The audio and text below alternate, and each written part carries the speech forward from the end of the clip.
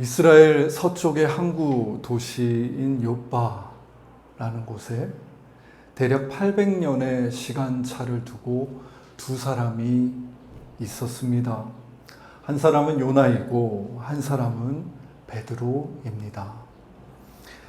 요나는 북이스라엘 여로보암 2세 때 선지자로 기원전 784년부터 722년까지 활동한 것으로 알려져 있습니다.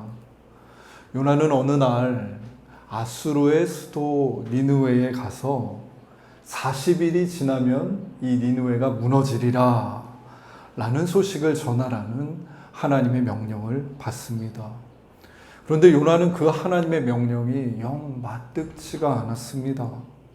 아수르는 이스라엘을 위협하는 적대 국가였습니다.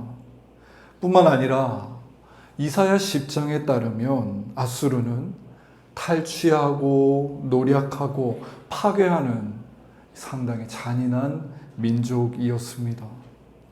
요나는 이런 나라, 이런 도시 니느웨가 죄값을 받아서 멸망해야 한다고 당연히 생각했습니다.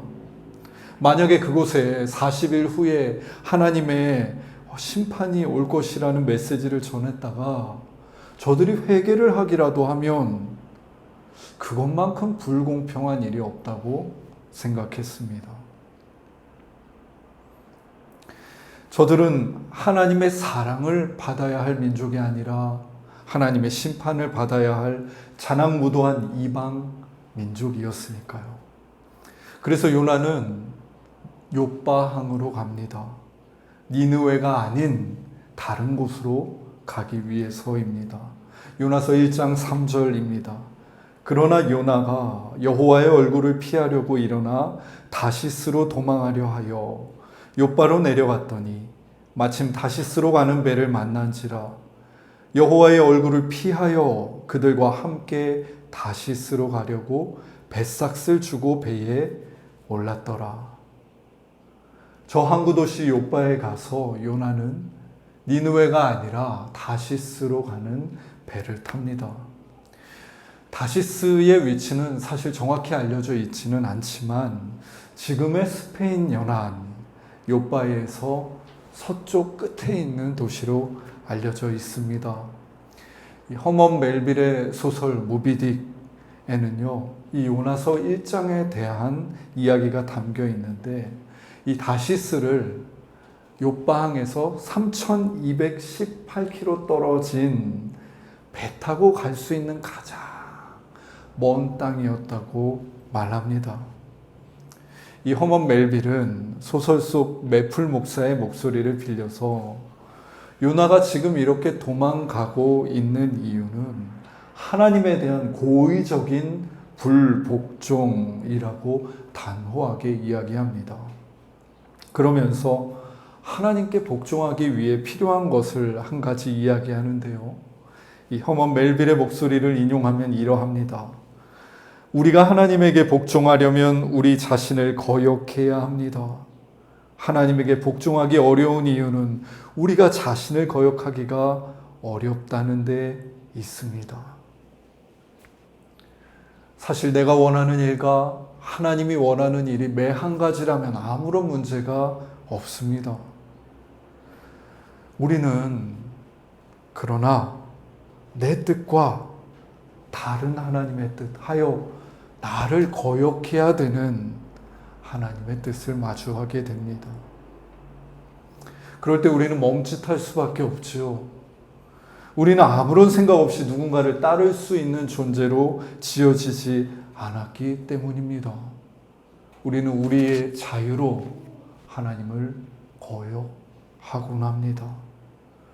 욥바항에 있는 요나는 결국 다시스로 가는 배를 탑니다. 하나님께 복종 못할 이유는 참 많습니다. 하나님의 말씀을 내가 이해할 수 없어서 제가 따를 수가 없습니다. 아니, 하나님의 말씀을 내가 이해한다고 해도 거기에 동의할 수가 없어서 따를 수 없습니다. 내가 이제까지 살아온 삶의 흐름과 경향이 있는데 이것을 거슬러서 하나님을 따를 수 없습니다. 따르지 못할 이유는 늘 많이 있지요. 이럴 때 늘 소환되곤 하는 한 사람이 바로 부자 청년입니다. 한 청년이 영생을 얻으려면 무엇을 해야 합니까? 예수님께 묻습니다. 예수님이 십계명으로 알려진 그 계명들을 지키라고 알려주시자 그는 자신은 어려서부터 이 계명을 잘 지켜왔다고 당당하게 이야기합니다. 영생에 대한 그러한 갈망을 가지고 내가 어떻게 하면 이 영생을 진짜 누릴 수 있지?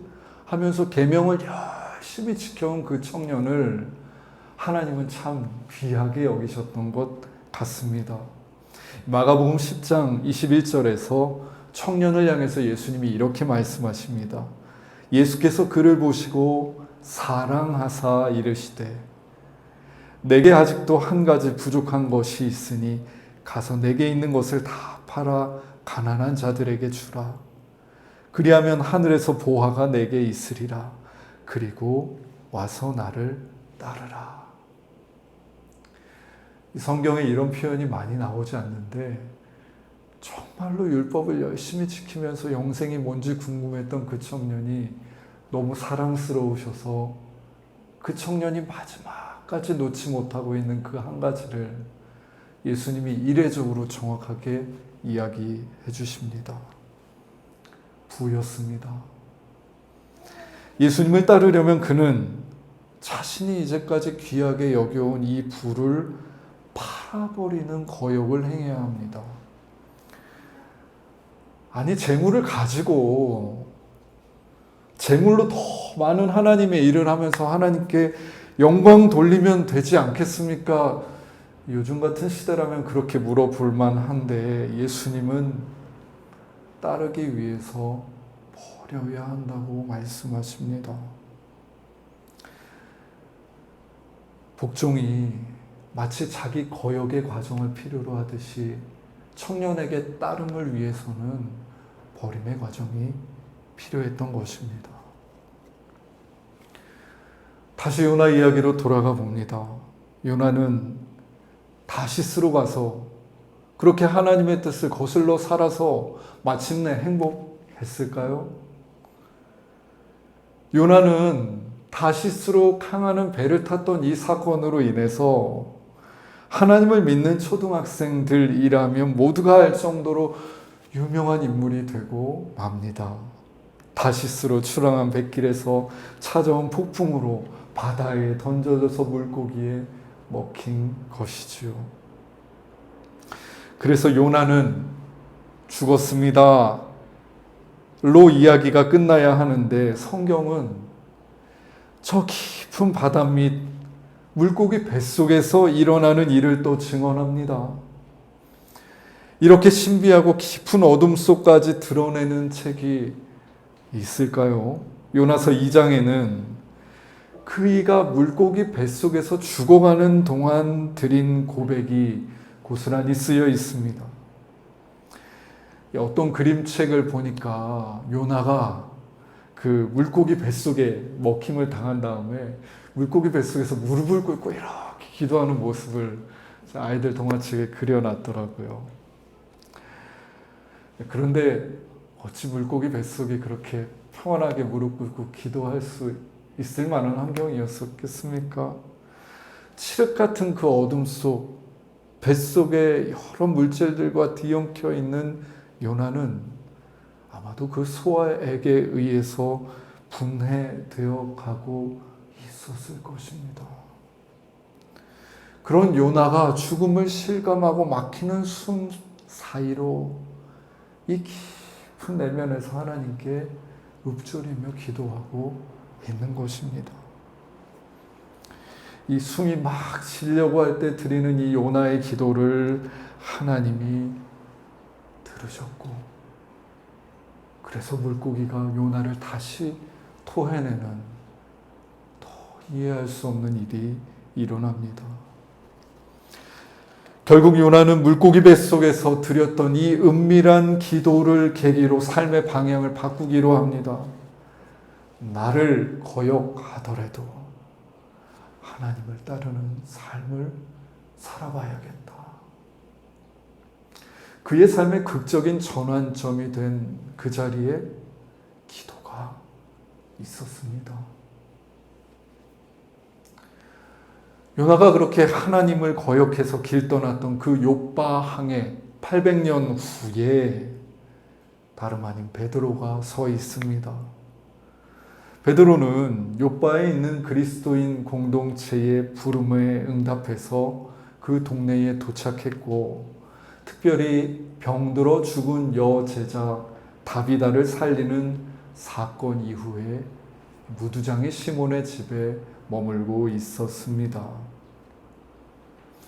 오늘 본문인 사도행전 11장은 유대에 있는 사도들과 형제들에게 베드로가 욥바에서 있었던 일의 전말을 설명하는 내용인데요.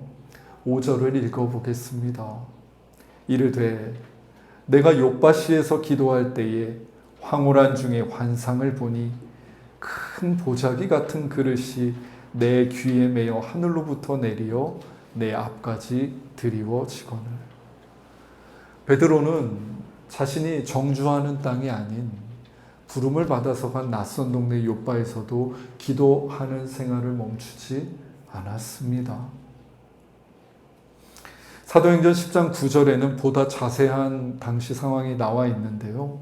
베드로는 제6시, 우리 시간으로는 12시에 정오지어 기도하고자 지붕으로 올라갔다고 말합니다. 지붕은 오늘날로 말하면 평평한 옥상을 뜻합니다. 내가 있던 방에서 눈을 감고 기도할 수도 있었겠지만 베드로가 기도하기 위해서 특별히 시간과 공간을 집 안에서도 구분하고 있는 점이 무척 인상적입니다. 한낮의 옥상은 덥겠지만 고요합니다. 무엇보다 하늘에서 가장 가까운 곳일 터이고요. 베드로는 한 뼘의 작은 그늘 아래 앉아 기도하는데 환상 가운데서 큰 보자기 같은 것이 내려옵니다. 여러분도 기도할 때 환상 많이 보시지요? 그 그릇에는 네 발 달린 짐승과 기는 것과 나는 것 등 다양한 것들이 보였는데 보이는 것뿐만 아니라 주님의 목소리까지 들려왔습니다. 오늘 본문 7절입니다. 또 들으니 소리가 있어 내게 이르되 베드로야 일어나 잡아먹어라 하거늘.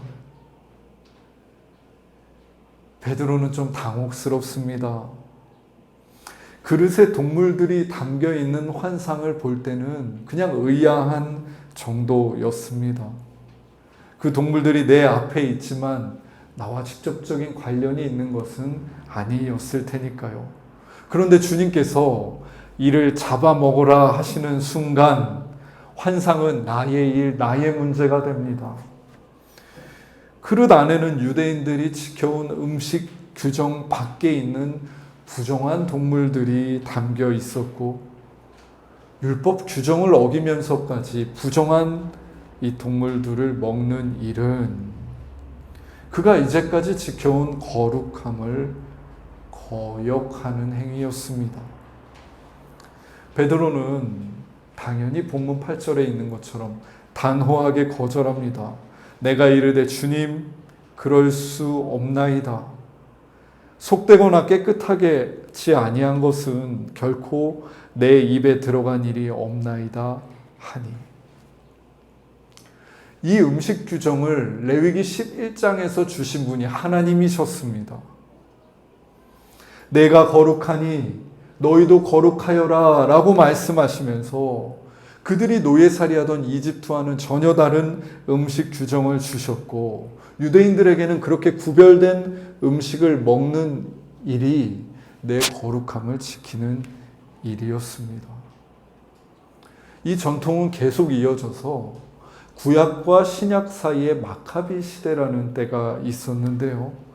그때 당시 유대인들은 부정한 음식을 먹기보다 차라리 죽음으로 순교하겠다고 고백하며 실질적으로 죽임을 당하기도 했습니다. 그리고 이 전통은 요즘도 이어지고 있습니다. 여러분, 비행기를 타면 기내식으로 유대인들의 음식인 코셔가 따로 제공되는 거 알고 계시는지요? 한번 비행기를 탈 때 미리 예약을 하셔서 코셔를 드셔보시면 이 먹는 일, 식탁에서도 거룩함, 구별됨을 지키려는 이들의 마음을 좀 헤아려 볼 수 있습니다. 그런데 이 거룩한 음식 규정을 주신 하나님이 아니 지금 기도 중에 도리어 부정한 그 동물들을 보이며 먹으라고 하니 도대체 어떻게 복종할 수 있겠습니까? 이런 전통 위에서 베드로가 하나님 그건 아니지 않습니까? 거역하고 있는데 하나님이 도리어 이렇게 말씀하십니다. 본문 9절입니다. 또 하늘로부터 두 번째 소리가 있어 내게 이르되 하나님이 깨끗하게 하신 것을 내가 속되다고 하지 말라. 저 부정한 음식 하나님이 깨끗하게 하셨으니 이제 돌이키라는 말씀입니다. 기도 중에 무려 이런 일이 3번이나 반복되었습니다. 3번이요. 베드로에게 3번은 무척 특이한 횟수지 않습니까? 그렇게 기도를 마쳤을 때 마침 저 가이사랴라는 동네에서 이방인 고넬료가 보낸 종들이 찾아와 와주기를 청했고 베드로는 성령의 이끄심을 따라 고넬료의 집에 가서 말씀을 전하게 됩니다. 그리고 베드로가 그들에게 말씀을 전할 때 그곳에 성령이 임하는 역사가 나타납니다. 베드로는 일련의 이러한 사건을 보면서 기도 중에 보았던 부정한 음식을 못 먹겠다는 자신에게 하나님께서 당신이 깨끗하게 하신 것을 속되다 하지 말라 하신 말씀이 무슨 뜻인지 정확히 이해할 수 있었습니다. 이 환상은 단지 음식에 대한 이야기가 아니었던 것입니다. 이스라엘 백성들은 역사 가운데서 자신들은 하나님의 선택을 받은 민족이라는 선민의식을 가지고 있었습니다. 하나님이 이스라엘 민족을 세우시며 이방 문화와 구별되는 새로운 율법, 새로운 삶의 방식을 주신 것도 사실입니다. 하지만 하나님이 이스라엘 민족만을 편애하여 그 민족만을 구원하시려고 했던 것은 결코 아닙니다. 우리가 먼저 읽어본 요나서를 비롯한 다른 예언서들에서도 하나님은 이방 민족을 향한 뜻을 가지고 계심을 나타내십니다. 이방 민족을 구원하시고자 하시는 뜻을 나타내십니다. 하지만 아브라함 때부터 특별히 선택받은 민족으로 지내왔던 이스라엘에게 이러한 하나님의 모습은 쉽사리 받아들이기 어려운 것이었습니다. 하여 저들은 자신들이 지켜온 그 전통을 따라서 혼혈 민족이 된 사마리아 사람들을 마치 개와 같이 멸시했습니다. 아예 이방인이라 칭하는 그 외국인의 집에는 가지도 않았고 먹지도 않았습니다. 그러면 나도 부정해진다고 그렇게 율법을 정해 놓았으니까요. 요즘 말로 하면 인종적인 차별, 교만과 인종적인 증오를 부추기는 이러한 경건의 분위기 속에서 자랐던 베드로는 자신이 평생을 지켜왔고 또 유대인이 지켜온 그 율법의 역사를 거스르라는 하나님의 도전을 받았던 것입니다. 하나님께서 기도하는 베드로 가운데 나타나셔서 그의 안에, 그의 민족 안에 완고하게 자리 잡고 있던 이 오래된 신앙을 깨트리고 계신 것입니다. 요나에게서 마찬가지로 베드로에게서도 이제까지 고수해오던 신앙이 전혀 새로운 자리로 한 걸음 발돋움할 수 있었던 계기는 기도하는 시간을 통해서였습니다. 만약에 저 욥바에 있었던 그 두 사람의 삶에서 기도 시간을 이렇게 고스란히 집게로 덜어내어 본다면 그들 삶의 이야기는 어떻게 되었을까요? 베드로가 다비다가 죽어있던 그 다락방에서 기도하지 않았다면 다비다가 살아나는 사건이 있을 수 있었을까요? 베드로가 무두장인 시몬의 집 옥상에서 기도하면서 환상 중에 하나님과 씨름하지 않았다면 자신들을 찾아온 이방인들의 요청에 응답하여 따라갈 수 있었을까요? 요나는 기도하지 않고 다시스로 갔습니다만 결국 그 또한 물고기 뱃속이라는 그 기도의 방에 초청되어 마지막 기도를 드렸고 거기서 자신의 뜻을 돌이켜 니느웨를 향한 전혀 새로운 걸음을 걸을 수 있었던 것 아닙니까? 그러니 이 두 사람의 인생에서 기도 시간을 고스란히 덜어낸다고 치면 저들의 삶은 성경에 있는 모습과 같지 않은 그저 평범한 우리와 다르지 않은 삶이 되었을 것입니다.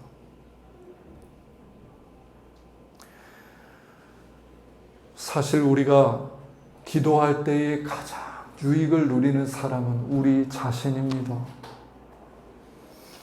우리는 한 해 한 해 나이 들어갈수록 스스로를 거역하기 힘들어하는 완고한 사람들이 되어갑니다. 점차 가진 것들이 많아집니다. 재물, 직책, 지식, 경험이 내 안에 차곡차곡 쌓이고 우리는 어느 순간 잃어버릴 것보다 지킬 것이 더 많은 삶을 삽니다. 그런 거대한 삶의 경향을 거스를 수 있는 것은 다름 아닌 기도입니다. 기도 안에서 하나님은 망설임 없이 나타나 우리가 가진 그 완고함과 대결하시기 때문입니다.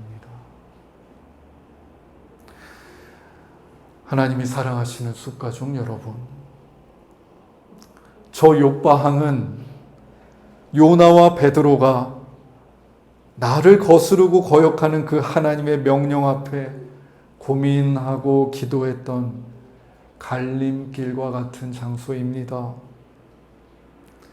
그리고 우리 삶에도 저 욥바항과 같은 시간이, 순간이 반드시 찾아올 것입니다.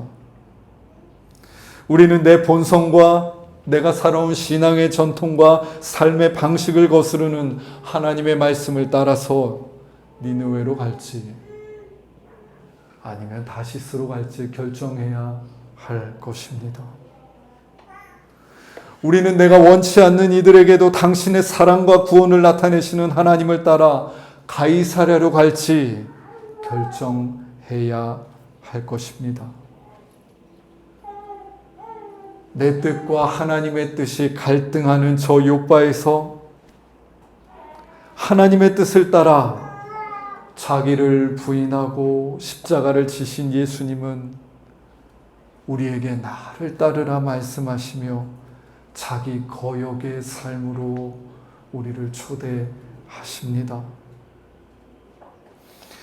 우리 이야기로만 가득한 삶 말고 하나님이 이끄시는 이야기가 있는 삶으로 우리를 초대하고 계신 것입니다.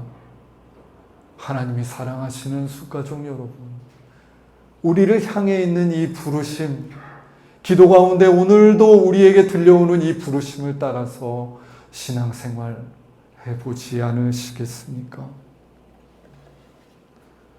우리 모두 삶의 갈림길 저 욥바에서 하나님의 뜻을 따라 떠날 수 있도록 내가 있는 자리에서 삶이 더 무거워지지 않도록 기도를 쉬지 맙시다.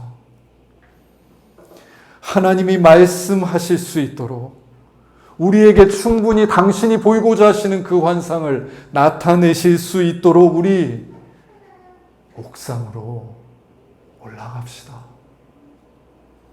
우리의 말을 멈추고 침묵 속에 은밀히 바라보시는 그 골방에 우리가 무릎 꿇을 때에 하나님은 우리에게 나타나시며 우리의 완고하고 무거운 내면을 거역하여 당신 따르는 길로 이끌어 주실 것입니다. 기도하겠습니다. 하나님,